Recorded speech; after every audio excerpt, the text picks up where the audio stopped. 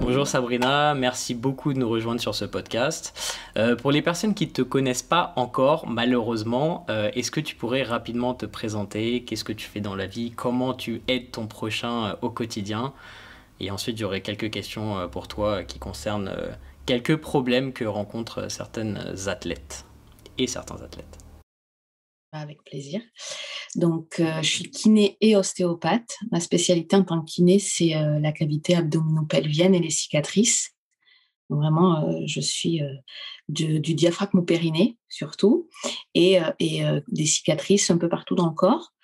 Et il y a quelques temps, j'ai décidé de passer sur les réseaux sociaux en fait pour faire de la prévention. Je savais qu'il y en avait besoin, mais je ne pensais pas qu'il y en avait besoin à ce point-là. D'expliquer tout bêtement que une fuite, une goutte d'urine dans la culotte, c'est déjà une fuite et que c'est pas normal. Que d'avoir mal quand on a un rapport sexuel, c'est pas normal.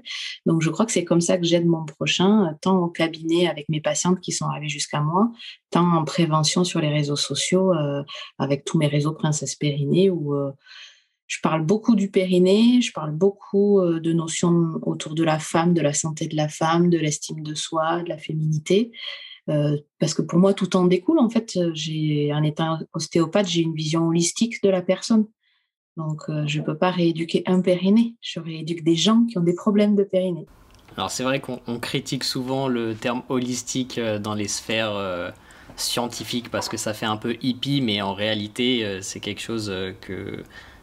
Une vraie approche est toujours holistique parce que tu prends tout en considération. Donc je suis aussi d'accord pour utiliser ce terme Et au je me vois max. bien avec des fleurs dans les cheveux, moi. Ça me va. Alors, tu as sauté un peu sur le sujet, donc je vais un petit peu introduire le sujet pour nos auditeurs. Je pense qu'on peut dire que la plupart des gens peuvent être divisés en deux groupes. On a un premier groupe qui pense que l'incontinence urinaire chez les athlètes féminines ou les femmes fit est assez rare. Alors petit indice, comme tu l'as dit, ce n'est pas le cas. Et le deuxième groupe qui pense qu'une légère incontinence au cours d'exercices de haute intensité est normale. Petit indice encore, ce n'est pas non plus le cas. Donc la plupart des gens pensent que l'incontinence vient d'une faiblesse génétique, d'une blessure ou de l'âge avancé. Et si les gens en parlent autour d'eux, c'est généralement avec une femme qui vient d'accoucher ou une personne âgée ou quelqu'un qui vient de se faire opérer de la prostate par exemple. Pourtant, l'incontinence urinaire, c'est assez commun chez les athlètes féminins. On a d'ailleurs des recherches qui montraient que jusqu'à pratiquement 50% des athlètes de haut niveau avaient ce problème d'incontinence urinaire. Et chez aussi des personnes qui n'ont jamais accouché, qui n'ont pas eu de blessures sérieuses au niveau de cette région non plus, parce qu'on sait que ça peut arriver à cause de ça. Donc, par rapport à ça, par rapport à ton expérience, est-ce que c'est quelque chose que tu penses dont on ne parle pas ou... Parce qu'on sait que c'est commun, les recherches nous le montrent, mais pourtant, c'est pas quelque chose dont on parle souvent, c'est pas quelque chose qui est abordé sur les réseaux ailleurs que chez Princesse Périnée. Euh, Pourquoi tu penses qu'il y a ce non-dit? Pourquoi tu penses qu'il y a ce manque de communication par rapport à ce problème qui est pourtant hyper commun? Alors, je pense qu'il y a 2 problèmes. Il y a le premier, c'est qu'on pense que c'est normal, déjà, parce qu'effectivement, il y en a tellement que quand la parole se délie, on a l'impression que c'est normal. Et 2, parce que c'est tabou et méconnu. Alors, est-ce que c'est méconnu parce que c'est tabou, ou est-ce que parce que c'est méconnu, c'est tabou? Ça, j'aurais pas la réponse. Mais comme on parle de la sphère, intime, plus que le périnée, pour ceux qui ne sauraient pas encore, c'est quand même en bas, c'est pipi, caca, cucu, mais aussi la force. Donc du coup, ouais, je pense que le côté tabou, il joue. Souvent, les athlètes de haut niveau sont des athlètes qui ont commencé tôt. Ça a été des enfants et des pré-ados et des ados. Donc c'est pas facile de parler de la sphère intime. Elles sont très entourées par des hommes adultes aussi, donc parce que souvent les coachs c'est quand même des hommes. De plus en plus il y a des coachs femmes, mais voilà, entre penser que c'est normal et que cette zone est taboue, on n'en parle pas, on met ça de côté et c'est au décours, souvent c'est au décours de leur rééducation du postpartum, donc une fois qu'elles ont eu leur bébé, qu'elles apprennent qu'en fait c'était pas normal qu'elles aient autant de fuites urinaires enfants, adolescentes et jeunes adultes.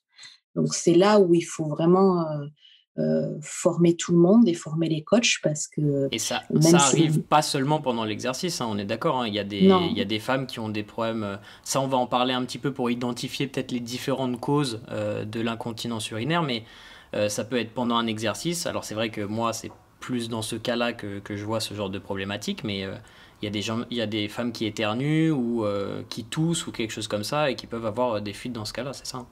ils rigolent pendant les fous rires, ouais. Et en plus, c'est, comment dire, euh, l'expression genre ah, j'ai un fou rire, arrête de me faire rire, je me fais pipi dans la culotte. Ben ça, on l'a tous entendu, mais ça sous-entend que c'est normal. Après, il y a tout le côté sociétal avec ceux qui vendent des protections urinaires, sans les nommer, Tena et Always qui arrivent derrière, qui, sous couvert Pour de sportive. bien-pensance, ouais, pour sportifs, sous couvert de bien-pensance, vous font 3 vidéos pour savoir ce que c'est le périnée et faire des exercices de renforcement du périnée, mais à aucun moment vous disent de consulter, et par contre vous disent mettez des couches pour pas être mouillé. Voilà. Donc ça aussi, c'est fou, mais comme c'est la première chose qu'on voit à la télé, même enfant, quand on voit les publicités qui sont destinées aux adultes, mais qu'on les voit, bon, on se dit c'est normal, et puis même dans le rayonnage des supermarchés, je veux dire, il y a des protections pour les menstruations et ça enchaîne sur les protections pour les fuites urinaires. Donc, en fait, à partir du moment où c'est un rayonnage de supermarché, ça rentre dans la norme. Donc, moi, j'aimerais bien que ça soit vendu qu'en pharmacie avec le conseil du pharmacien. Et bon, Unilever et c'est pas Unilever, mais c'est une multinationale qui a un poids bien plus important que Princesse Périnée, donc j'ai pas encore les moyens de les faire flancher, mais là, c'est un vrai problème politique. Il faudrait que les couches ne soient pas vendues en supermarché. Justement, tu parlais tu sais, des exercices qui sont un peu balancés à tout le monde sans prendre en compte l'origine réelle de la fuite urinaire. Et je vais pas te l'apprendre parce que tu le sais 10 fois mieux que moi, mais ça peut être problématique en fonction du type de problème que la femme peut avoir. Justement, par rapport Et à ça, l'homme aussi. ouais, pour comprendre, en fait, je pense que comprendre les causes, c'est extrêmement important parce que les solutions sont pas les mêmes d'une athlète à l'autre, on est d'accord. Donc, C'est ça. je pense qu'on va un peu parler rapidement peut-être des différentes causes et peut-être un peu d'anatomie pour que tu nous expliques pourquoi chez une femme la rééducation ne va pas être la même que chez une autre en fait finalement. Et que balancer Exactement. des exercices comme ça en tant que standard et dire bon bah vous faites ça et vous allez rééduquer votre périnée et basta, en pratique c'est pas toujours le cas.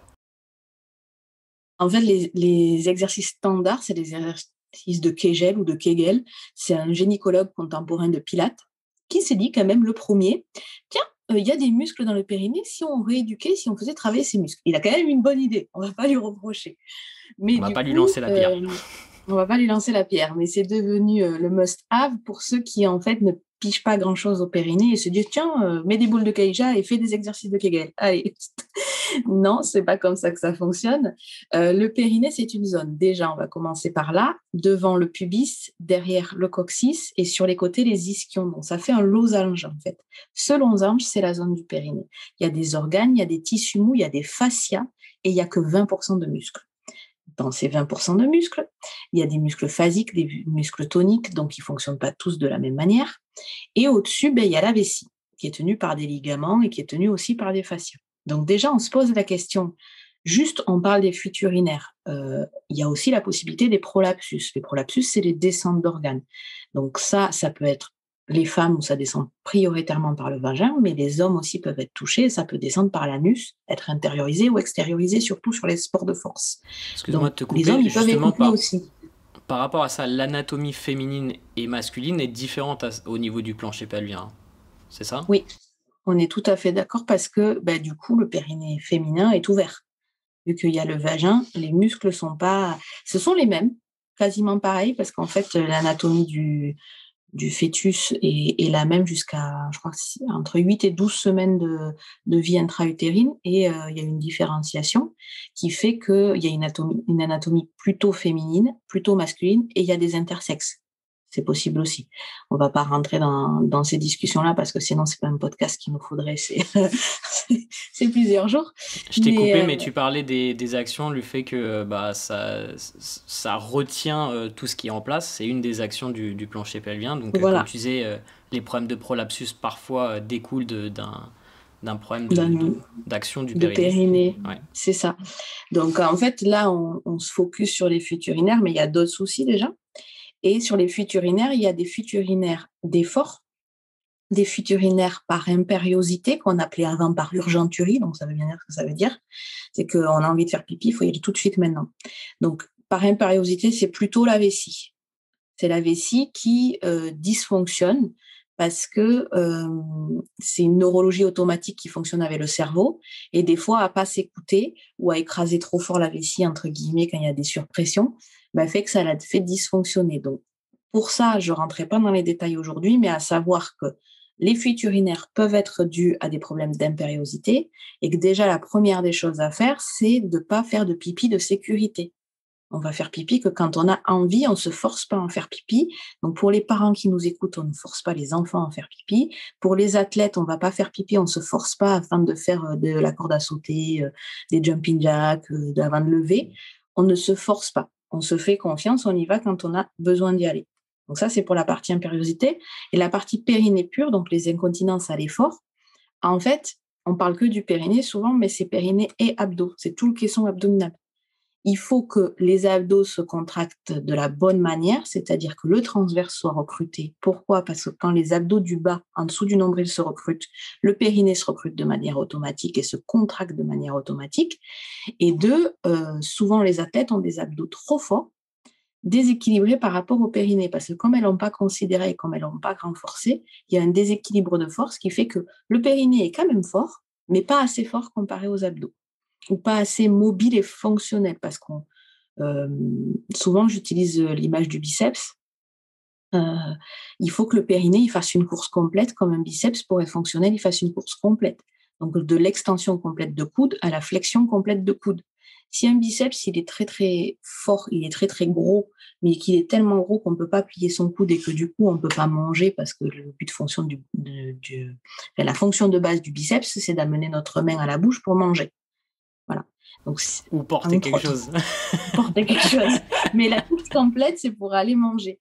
Et du coup, moi, je pense en tant que rééducatrice, c'est autant porter des choses, si la course, elle n'est pas complète, tu peux porter quelque chose à côté de toi. Tu vois, si la course complète de ton coude, si la course de ton biceps n'est pas complète et que ton coude ne peut pas bouger dans son amplitude complète juste à cause du biceps, on ne rentre pas dans l'articulaire, hein, mais ça serait trop compliqué, tu ne peux pas manger, clairement. Tu ne peux pas avoir la fonction primaire. Donc, en fait, un biceps très gros et trop fort, ça ne sert pas à grand-chose. Il faut qu'il ait assez de force, mais qu'il soit mobile et fonctionnel.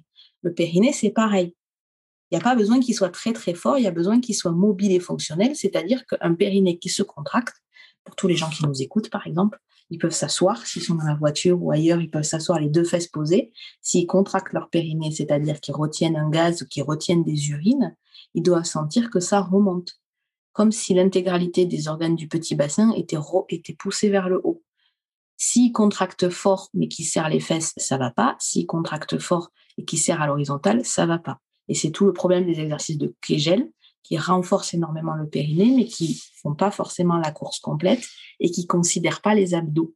Donc, en fait, le bilan, on en revient à un bilan, pour une athlète pour une athlète ou pour une autre, c'est le bilan qui va faire la différence. Alors, je suis très content que tu abordes le périnée dans sa globalité avec les autres muscles, parce que moi c'est vraiment ce que je vois par rapport à mes coachings et aux problèmes que j'ai déjà eu avec des athlètes.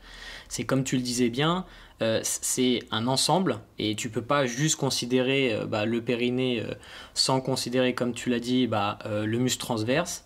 Tu as aussi le diaphragme du coup qui est attaché au-dessus et qui compte, et tu as aussi je crois que les fascias se connectent avec le multifidus de la colonne vertébrale.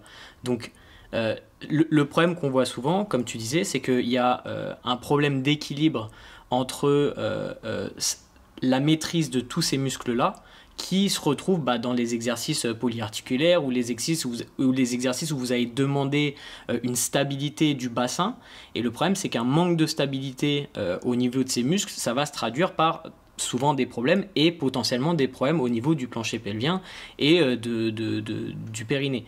Donc merci encore de rappeler ça. Et du coup, pour synthétiser un petit peu ce que tu as dit, on a des athlètes qui se retrouvent avec un manque de maintien du périnée, c'est-à-dire un périnée pas assez musclé, mais on a aussi des athlètes qui se retrouvent avec pas forcément un périnée qui est pas musclé, mais c'est juste qu'il y a un déséquilibre entre peut-être leurs abdominaux, leurs transverses, leurs obliques, etc., et leur force du périnée. Et on a aussi des athlètes qui se retrouvent avec peut-être un périnée qui est trop musclé par rapport au reste, encore une fois, et ça crée un déséquilibre qui peut potentiellement aussi créer une fuite urinaire. Ouais, on peut avoir des fuites urinaires avec un périnée hypertonique, comme on dit, avec un périnée trop musclé, parce qu'en fait, ce qui va permettre de verrouiller, notamment sur des mouvements, c'est la malléabilité du périnée, en fait. Donc, s'il est trop fort, bah, il verrouille plus. Et les tissus sont pas assez souples, en fait, pour verrouiller. Donc oui, on peut avoir des fuites urinaires sur un périnée hypertonique. Ça dépend pas que de la force. Et justement, on va en parler peut-être un petit peu après du côté pratique de comment attaquer le problème sur ces trois ou plus de possibilités. Mais comment quelqu'un peut déterminer en fait de quel groupe il fait partie en fait. Comment il sait, bon, mon périnée n'est pas assez musclé, donc je vais plutôt aller vers du Kegel comme tu disais, qui est généralement la base. Mais vu qu'on sait que c'est pas seulement ça, est-ce que j'ai un périnée hypertonique? Comment je fais pour savoir dans quelle catégorie je me place par rapport à ça, quand j'ai malheureusement pas l'aide d'un kiné ou de quelqu'un qui va m'aider dans cette démarche? Parce que c'est souvent le cas. Ouais. Alors, on va se focus sur le périnée, du coup. L'idée, c'est de savoir où c'est et comment ça se contracte. J'en ai parlé juste avant. Donc, être assis et essayer de retenir des urines et retenir des selles, par exemple. Déjà, prendre conscience que quand on fait ça, ça doit bouger. Les fesses ne doivent pas se contracter. Et que, par exemple, retenir un léger gaz, on sent le sphincter de l'anus se contracter et remonter, mais il n'y a que ça qui bouge. Et après, retenir des urines, on sent que c'est bien plus en avant. C'est-à-dire que même si le périnée, c'est une zone qui est assez petite, entre le sphincter de l'anus et le sphincter urétral, il y a en moyenne entre 7 et 10 centimètres. Donc, c'est quand même pas au même endroit.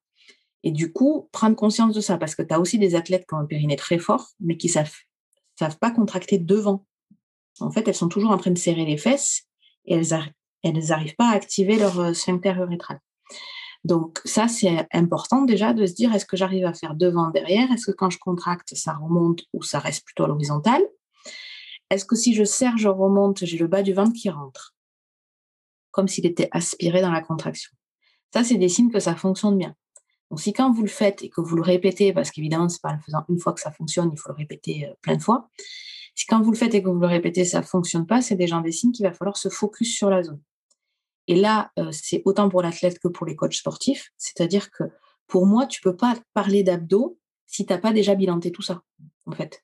Si tu as pas pris, si tu leur as pas dit ce que c'était un périnée, si tu leur as pas dit ce que c'était une contraction correcte du périnée, leur faire prendre conscience que quand elles soufflent et qu'elles rentrent le ventre, même les zones d'ailleurs, quand vous rentrez le ventre, quand vous engagez le transverse, le périnée remonte. C'est-à-dire que là, même assis, on essaye juste de rentrer le bas du ventre, vous devez sentir que le périnée remonte. Vous serrez, vous remontez le périnée, vous devez sentir que le bas du ventre remonte. Ça, c'est des tests. Quand vous coachez des gens qui font des abdos, par exemple, s'ils ont le ventre qui sort en dôme et le ventre qui ressorte, votre taf de coach ou votre taf d'athlète, si vous êtes autonome, maintenant on travaille beaucoup en autonomie, c'est de vérifier que ce ventre, il sort pas. Et du coup, ne pas vouloir aller trop vite. Et c'est là où c'est compliqué parce que des fois, ils ont l'impression qu'ils vont perdre en performance. Mais alors, on ne fait pas ça avant une compétition, bien évidemment. Tout remaniement du corporel du sportif, on le fait quand il est en phase de repos, mais on va complètement décharger les barres si c'est du powerlift ou de la force. On va complètement diminuer les attentes sportives pour revenir à une conscientisation des core muscles, parce que périnée et transverse font partie des core muscles.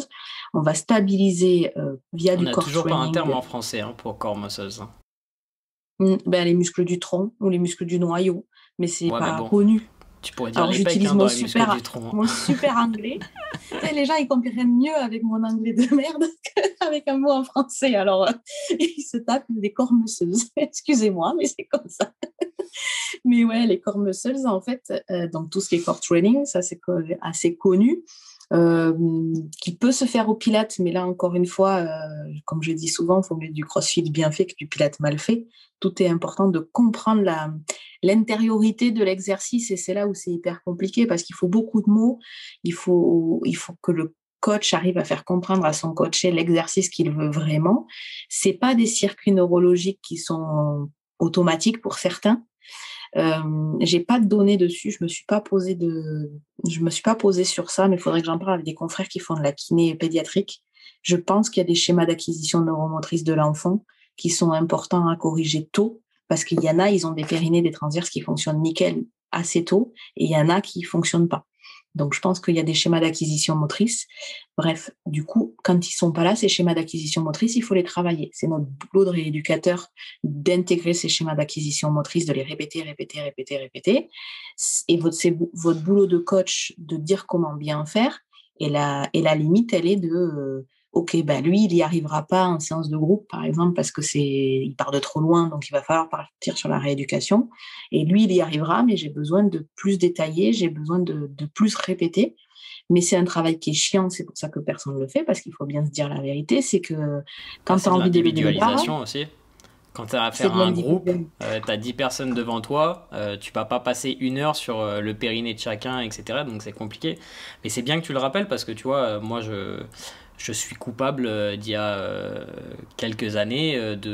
C'était pas une question que j'avais dans mon questionnaire initial, tu vois. Et c'est quelque chose sur lequel je m'attardais pas parce que je pensais pas que c'était aussi commun. Et une fois qu'on m'a mis les recherches dans la tête en me disant ouais bah tu vois presque 50% des athlètes de haut niveau, je vais ah d'accord bon bah va peut-être falloir que je commence à poser des questions et voir ce qu'il en est de mes athlètes féminines et effectivement c'est quelque chose qui est comme tu le dis commun et pas facile à mettre en œuvre enfin en termes de suivi parce que déjà la plupart des gens ne le comprennent pas, ne l'étudient pas aussi.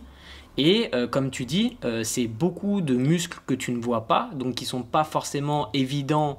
Tu sais d'avoir cette connexion et de se dire oui bah tu sais ton transverse. Attends rappelle-moi mon transverse comment je le Ah, comment je le muscle. Donc le périnée comme tu as dit c'est encore plus difficile à visualiser. Par rapport à ce que tu disais tout à l'heure, tu disais le fait d'être assis. Tu recommandes de le faire assis pour avoir une neutralité dans ton placement dans du mon bassin. bassin, ouais. C'est ça, hein. Ouais, bah, en fait, on commence la rééducation allongée Ouais. pour des questions simples parce qu'en fait, déjà, souvent, on fait un Jambes toucher relevées. vaginal plié, ouais, jambes pliées. Ouais. Ouais. Comme ça, le bassin est stabilisé, mais surtout, nous, ça nous permet d'avoir ce qu'on appelle un biofeedback manuel parce qu'on fait un toucher vaginal à ce moment-là et qu'on teste manuellement le périnée. Mais quand bien même on ne Alors le ça, ne toucherait le pas, faites ça... pas avec vos athlètes tout de suite, hein. Non, On est c'est un d'accord. acte Non, non, c'est un mais médical qu'il il faut... faut expliquer, Sabrina, parce que sinon, Ok, on va me ok, dire, ouais, ok. mais du coup, tu le fais quand, le toucher Non, vaginal non, non, avec non, tes non. Moi, je athlètes? suis... Les ostéopathes n'ont pas le droit de le faire. Certains le font, mais ils n'ont pas le droit de le faire. Les kinés, on a le droit parce qu'on est des professions médicales reconnues. Je parle de la législation française, que je ne connais pas les autres législations. Ce sont des actes médicaux soumis à consentement. On Bien sûr. demande un consentement médical que la patiente ou le patient accepte un toucher vaginal ou un toucher rectal pour examiner un périnée. Et on n'est pas obligé d'en passer par là. Donc, je parle de mon expérience, mais vous, en tant que coach, vous n'avez pas le droit de toucher cette région-là de vos coachés. Je préfère le rappeler. Et ouais, ça pourrait être assimilé effectivement à une agression sexuelle. Donc, non, on ne touche pas. Effectivement, tu fais bien de me le dire parce que ça me semble tellement évident, mais tu fais bien de le rappeler. Donc, oui, on commence sur le dos parce qu'en fait, tout simplement, pratico-pratique pour nous rééducateurs, mais au-delà de la rééducation, vous coachez, vous coach et coacher, vous pouvez commencer sur le dos. Pourquoi? Parce que en termes de cotation musculaire, on est un périnée qui est à 0, qui ne fonctionnerait pas beaucoup. En fait, il n'y a pas le poids de la pesanteur. On n'a déjà pas la pesanteur et pas les organes. Assis, on a la neutralité du bassin, mais on a la pesanteur et le poids des viscères. Après, on passe debout. Après, on passe debout en bougeant. Après, on passe debout en sautant. Après, on passe debout en courant. Enfin, voilà. Ça, c'est l'évolution. En fait, il faut maîtriser son périnée allongé sur le dos pour après pouvoir le mettre en charge progressive. Et je me rappelle quand on s'était vu, tu travaillais avec des powerlifteuses, je crois, ou des athlètes de force féminine. Et justement, quand tu vas voir des personnes comme ça qui se rapprochent un petit peu plus des populations qui écoutent ce podcast ou dont les coachs vont faire affaire, euh, que- comment tu commences parce que j'imagine que tu les retrouves dans leur salle de sport, dans leur centre d'entraînement ou des choses comme ça. Euh, comment Je, tu je, procèdes par rapport à ça? je fais comme je peux. Non, En fait, avec une des équipes de powerlift, j'ai fait un atelier avec le coach qui est né aussi et qui en a fait pendant des années et l'ostéopathe pour comprendre les tenants et les aboutissants du sport. Mais ça, en fait, quand tu es kiné et que tu coaches quelqu'un, d'abord, tu comprends les tenants et les aboutissants de son sport et qu'est-ce qu'il va falloir rééduquer. On n'est pas obligé de le maîtriser, mais au moins le comprendre et comprendre les contraintes biomécaniques. Donc, j'ai essayé de comprendre comment ça se passait. J'ai essayé la ceinture pour voir comment ça se passait.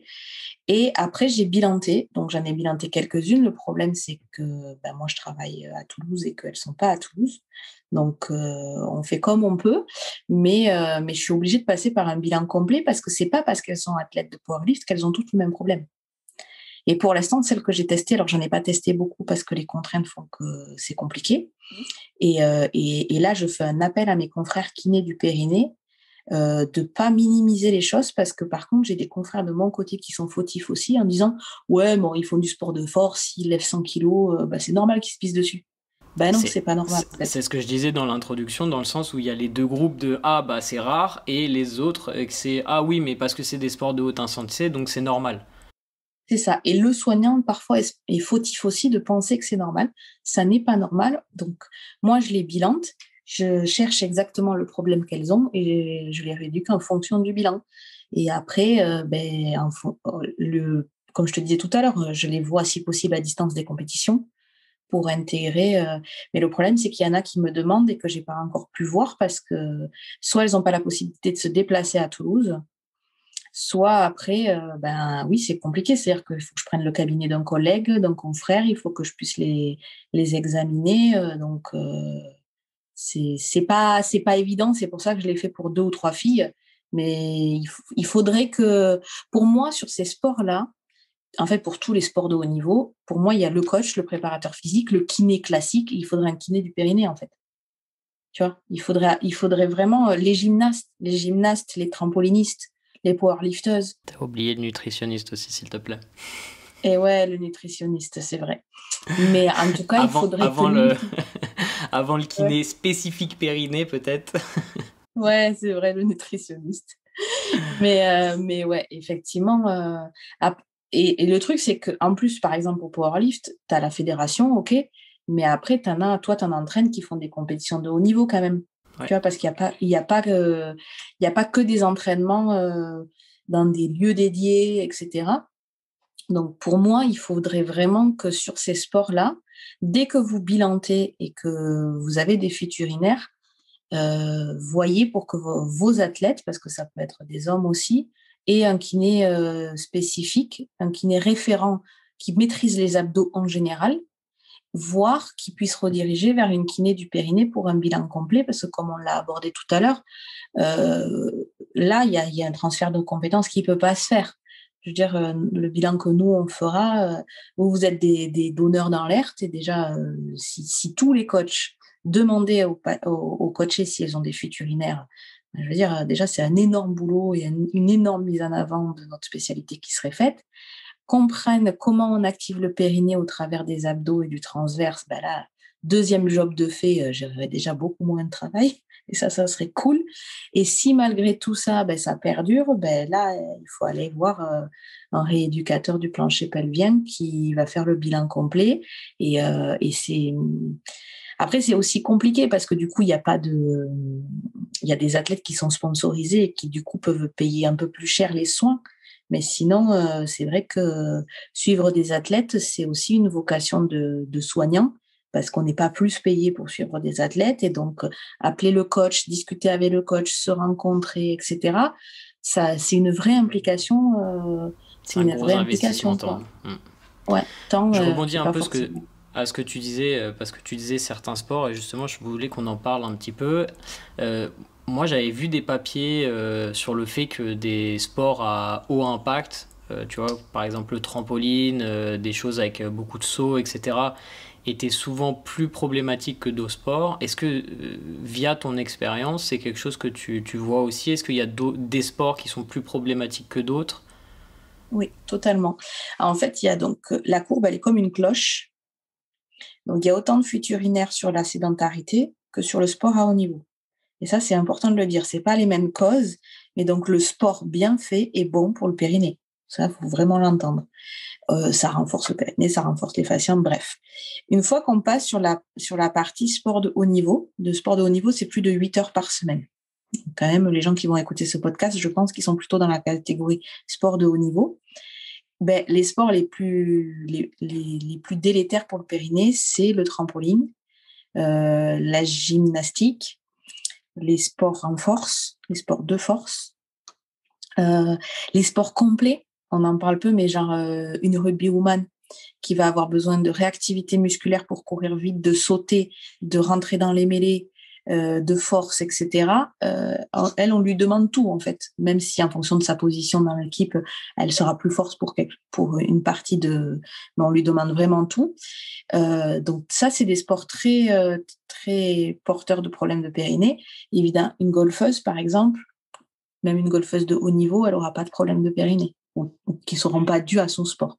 Donc Donc plus oui, il y a ces sports dépendent d'impact, là. plus il y a de maintien en force du corps, hein, comme tu l'as dit tout à Mhm. l'heure, plus potentiellement tu vas te rapprocher vers des problèmes de ce type, quoi. Ouais, les problèmes de périnée chez les sportifs de haut niveau sont sport dépendants. Ils sont beaucoup plus faciles à gérer sur du sport de force. Donc même une powerlifteuse, si elle engage bien son périnée, bien ses abdos, qu'elle y va de manière progressive, qu'elle met bien sa ceinture aussi, elle devrait ne pas avoir de problème. Sur une trampoliniste, Par rapport c'est à plus ça, excuse-moi, tu disais le test de la ceinture tout à l'heure. C'est ça que tu as dit, hein, je crois, hein. comment j'ai testé la ceinture de Ah, tu as testé powerlift, la ceinture. Ok, donc, ok. l'énorme ceinture de powerlift, je l'ai testée. Et du coup, j'ai compris comment ils la mettent souvent. Alors, ça a un nom, cette manœuvre, mais quand les sportifs Bah déjà, ça la va. ceinture ouais, la ceinture pour le sport de force, on la met que quand on est à haut niveau. Sinon, la ceinture naturelle, c'est le transverse et on évite de la mettre dès qu'on commence. Alors À là, part on en peut faire soutien un podcast psychologique. juste là-dessus aussi, donc on va pas se lancer sur ça, Voilà. mais je vois ce que tu veux dire. On commence pas direct avec la ceinture, on apprend à gérer sa ceinture naturelle qui est le transverse et après, on intègre la ceinture. La ceinture, souvent, elle est portée trop haute. Elle est posée sur les côtes, alors qu'il faudrait qu'elle renforce, comme je vous ai dit tout à l'heure, les abdos fonctionnels, c'est les abdos qui sont en dessous du nombril. Donc, il faudrait qu'elle soit très basse. Et deux, on la met. Moi, ce que je préconise, c'est on souffle, on fait une fausse inspi, un brace, un vacuum, en fait, et on la serre sur un vacuum. Et comme ça, après, quand on reprend une respiration normale, elle est serrée à bloc. Et quand tu fais ta manœuvre de Vassalva où tu viens appuyer sur ta ceinture, en fait, tu repousses pas ton transverse. Il est contracté, tu vois, comme tu as fait un vacuum, il est en course courte, tu as serré ta ceinture en course extrêmement courte du transverse. Donc, quand tu reprends une respiration normale, ton transverse est déjà en course courte. Et quand tu viens faire ton Vassalva dessus, c'est toujours en course courte, donc ton périnée s'engage aussi. Parce que le Alors problème que, de ces ceintures pas assez serrées, tu fais un ouais, Vasalva sur une c'est ce ceinture que pas j'allais dire. serrée, donc tu ressors tes abdos, tu pousses tes abdos vers l'extérieur, donc ton périnée pousse aussi, donc tu n'as aucun engagement du corps. Donc Exactement si ce que tu as j'allais tes... dire, c'est comme ça que c'est souvent enseigné, c'est-à-dire qu'on a une ceinture lâche, semi-serrée, et on vient pousser ses abdos contre la ceinture pour gagner en stabilité comme ça, et effectivement, bah, si c'est pas maîtrisé, c'est vraiment problématique, et moi, pour, c'est pas non pour plus la comme ça santé que je le... périnéale, c'est faux, et pour la biomécanique de force, c'est faux. Ouais, C'est-à-dire mais que aussi, pour les t'as le deux. problème de. Il y a beaucoup de gens qui savent pas respirer aussi. Tu dois le Ah oui, voir tout le temps. ouais, Le oui, fait de respirer avec le ventre pendant un exercice où tu as besoin d'avoir un gainage du corps, justement, bah, c'est aussi problématique. Donc, c'est holistique, hein, on a dit tout à l'heure. Hein, je pense qu'on revient là-dessus parce que c'est il y a tout ça. à voir. Euh, donc, comme tu l'as dit, c'est commun, mais c'est pas normal. Donc, si vous avez des problèmes comme ça, renseignez-vous, essayez de trouver des solutions pour vous. Est-ce que tu penses que c'est quelque chose qui peut être... est-ce qu'on peut travailler en préventif? Tu vois, par exemple, si on a des gens qui nous écoutent et qui n'ont pas ce genre de problème, mais qui n'ont pas envie d'avoir ce genre de problème, est-ce que tu penses que ça peut être travaillé en préventif? Oui, totalement. Bah, on tourne autour des mêmes piliers, hein. Donc, pour prévenir et pour faire de la prévention, c'est connaître. Donc, connaître son périnée, connaître ses abdos. Hem, En fait, pour l'instant, je me suis intéressée à pas mal de sports et comme, on les idées ont la les fausses idées ont la dent dure, on est venu me bousculer plus d'une fois avec ces histoires de périnée, de transverse et cetera. Pour l'instant, je ne suis jamais arrivée sur un sport où le périnée et le transverse ne devaient pas être engagés. Donc on apprend à l'engager, soit, en gainage, donc auto-agrandissement, on bloque transverse, on bloque périnée quand on est sur la force, soit, sur du cardio et on apprend à respirer, correctement pour que ça s'engage de manière automatique. Mais, savoir, où est le périnée, comment il fonctionne avec les abdos et savoir respirer, pour moi, c'est la base et c'est la base de tout coaching sportif. Moi, j'ai 3 piliers dans ma rééducation, c'est la respiration abdominale, être capable de respirer par le ventre en inspirant, en relâchant le ventre, mais relâchant le périnée, en soufflant par le bas du ventre, en rentrant le transverse, vraiment, expiration forcée, en engageant le transverse et du coup le périnée s'active et en relâchant les côtes, une vraie respiration abdominale. Une respiration de gainage, donc la respiration de Pilates, être capable de souffler, engager périnée transverse, ça veut dire périnée remonté, transverse rentré. La partie sous le nombril ne bouge plus et on inspire et on souffle par les côtes basses. Ça, c'est la respiration qu'on retrouve au Pilates en permanence, mais qui est nécessaire pour une powerlifteuse, par exemple, si on veut qu'elle serre sa ceinture, etc. Donc, respiration abdominale, respiration de gainage et l'auto-agrandissement. L'auto-agrandissement, tu l'as dit au tout début, les fascias du multifit correspondent aux fascias périnéaux. Et en fait, c'est dès que tu te mets un auto-agrandissement correct, dès que tu déplies la colonne, tu actives les multifits qui activent transverse périnée. Donc en fait, le périnée et le transverse sont en place et tu plus qu'à implémenter la bonne respiration. Plus tu es cardio, plus tu vas partir sur une respiration abdominale, mais pas une respiration de détente, une respiration vraiment adaptée à ton sport. Plus tes forces, plus tu vas partir vers une respiration de gainage. Et avec ces 3 outils, respiration abdominale, respiration de gainage, auto-agrandissement, tu as la base. Ok. Très, très intéressant. Je dirais même sur la respiration de gainage, il y a même deux respirations en fonction du type de cage thoracique. Côte flottante et haut du cage Écoute, thoracique. Ouais. ouais. Alors moi, je n'utilise quasiment jamais le haut de la cage thoracique Mhm. parce que, parce que je rééduque très peu des très, très grandes sportives et que du coup, Ouais. elles ont, voilà. Mais le haut de la cage thoracique, on en avait déjà parlé ensemble sur la vidéo sur le vacuum par rapport Justement, j'allais. aux apnéistes. Mais oui, si tu veux, c'est juste, après, c'est moins fonctionnel. Parce Ouais, que tu vas te retrouver avec des scalènes qui bien sûr. travaillent fort, etc., des trapèzes qui travaillent fort. Et C'est souvent, d'ailleurs les ce que gens tu ne vois savent. beaucoup chez des powerlifters, hein, des scalènes qui sont à balle Ah, parce voilà. qu'ils sont avec le squat et tu vois, ils respirent avec l'eau de la cage thoracique et du coup, ça demande pas mal, ouais. Mais déjà, travailler la mobilité des côtes basses, être capable de prendre de l'air derrière, dans les côtes. Et donc, du coup, le stomach vacuum devient un super exercice de mobilité diaphragmatique et de mobilité costale, et pas juste d'engagement du transverse, tu vois. Donc ça, c'est hyper intéressant.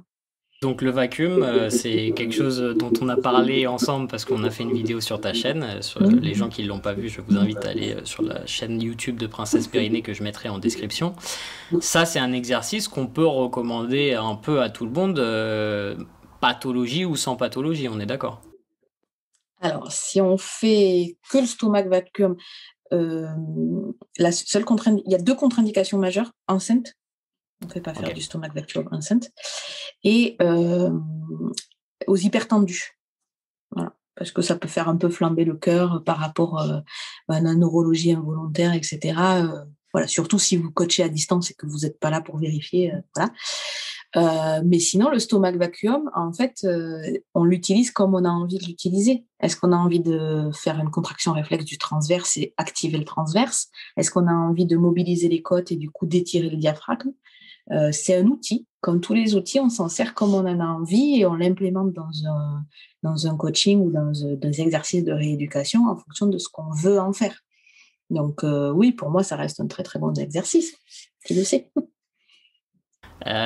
Tu parlais des femmes enceintes. Alors si on parle un peu sur un autre sujet, tu t'occupes toi de femmes enceintes ou dans la pratique du sport ou des choses comme ça?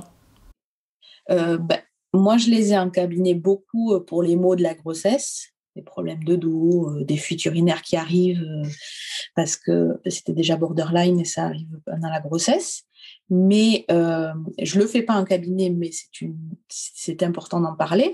Le sport pendant la grossesse est recommandé par toutes les instances internationales. Merci. C'est très clair, c'est 150 minutes par semaine. Donc, ça veut dire à peu près 45 minutes 4 fois par semaine. Une intensité modérée, ça veut dire que vous êtes capable de discuter et de parler pendant que vous faites le sport. Pas de cardio acharné, voilà. Et même si on ne fait pas de sport, on s'y met. Ça, c'est les bases. Évidemment, interdit l'apnée et les sports à risque. Donc, l'apnée, le ski et les sports à risque de chute et de contact. Voilà. J'ai tendance également à recommander plus tu avances dans la période de gestation et moi je recommande les exercices qui nécessitent justement une maîtrise des abdominaux. Tu vois par exemple les mouvements au-dessus de la tête, j'ai tendance à dire qu'il faut faire attention parce que c'est au niveau de la séparation du grand droit. C'est des choses qu'on voit malheureusement chez des femmes qui sont enceintes, qui sont sportives, mais qui poussent peut-être un petit peu trop et qui demandent un peu trop de maintien.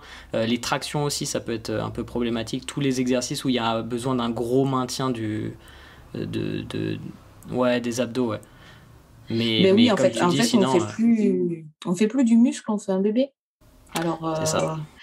on n'est pas là pour avoir une croissance musculaire, on est là pour la maintenir, on est là pour maintenir un cardio correct, on est là pour faire en sorte que la maman elle ait un bon moral aussi, parce que si elle est sportive et que tu lui fais arrêter son sport du jour au lendemain, ça va découler sur une dépression. Mais après, il faut écouter les mamans parce qu'il y en a aussi qui sont extrêmement sportives et qui sont tellement mal à l'aise avec les nausées ou avec l'état de grossesse qu'elles arrêtent tout. Voilà, ce qu'il faut déconstruire, c'est les fausses croyances sur si tu continues à faire du sport, tu vas avoir une fausse couche. Il y a 20 à 25% des gros. Surtout après avoir fait une fausse couche. C'est ça. Donc 20 à 25% des grossesses se terminent par une fausse couche et la maman n'y est pour rien. Alors souvent, c'était un œuf clair. Donc, en fait, la nature est bien faite si la gestation ne peut pas aller jusqu'au bout parce que l'ovule a rencontré le spermatozoïde, ça a fonctionné, mais après, le développement, c'est pas bien fait, par exemple. Donc là, la nature est bien faite, ça entraîne une fausse couche. Donc après, il y a des femmes qui sont plus à risque que d'autres, qui ont des utérus un peu trop contractiles ou qui sont passées par des FIV, par exemple. Celles-là, forcément, déjà, si ça a été compliqué d'arriver jusqu'à la gestation, on va faire un petit peu attention.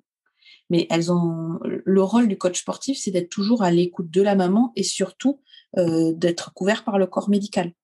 Il y a quand même des contre-indications majeures à la pratique du sport pendant la grossesse et il y a des contre-indications relatives qui sont toutes listées sur les recommandations canadiennes et sur les recommandations de l'HAS, de l'Haute Autorité en Santé, qui sont toutes disponibles sur Internet. Ils ont donné plein de données là-dessus, hyper intéressant. Moi, c'est là-dessus que je me suis basée d'ailleurs. Ouais. Et c'est posé, c'est carré, donc vous verrez de tout. Il y aura des gynécologues qui diront à leur patiente, non, surtout arrêtez le sport sans raison médicale, juste parce que c'est des fausses croyances. Donc là, vous aurez à ramer derrière pour leur dire, non, mais au moins marchez, faites de la marche nordique, c'est top, ça active tous les muscles.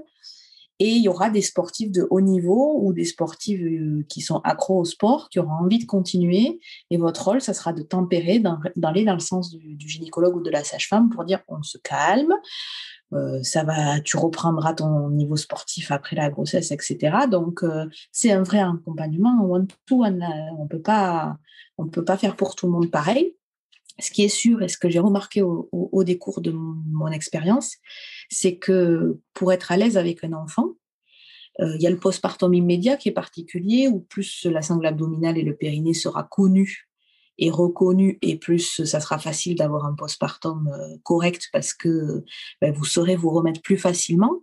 Voilà, sauf problème lié à l'accouchement pur et dur.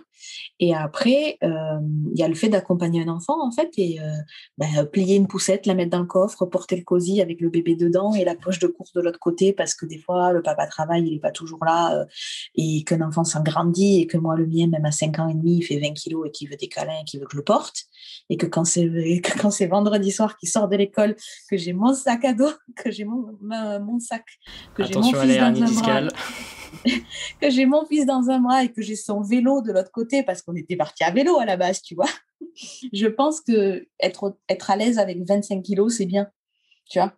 Pour une femme, être à l'aise avec 20-25 kilos, voilà, on parle de petites haltères de 2-3 kilos. Franchement, les gosses, ça pèse lourd au bout d'un moment. Ouais, c'est clair. Et puis, oui, c'est pas elle aussi porte le stable qu'une bébé. haltère de 2-3 kilos. Donc, Non, c'est pas ouais, faut stable. bosser. Et quand ça fait même 7 ou 8 kilos que ça marche pas, qu'il faut, enfin, tu vois, oui, il y a les porte-bébés, oui, il y a toujours des solutions.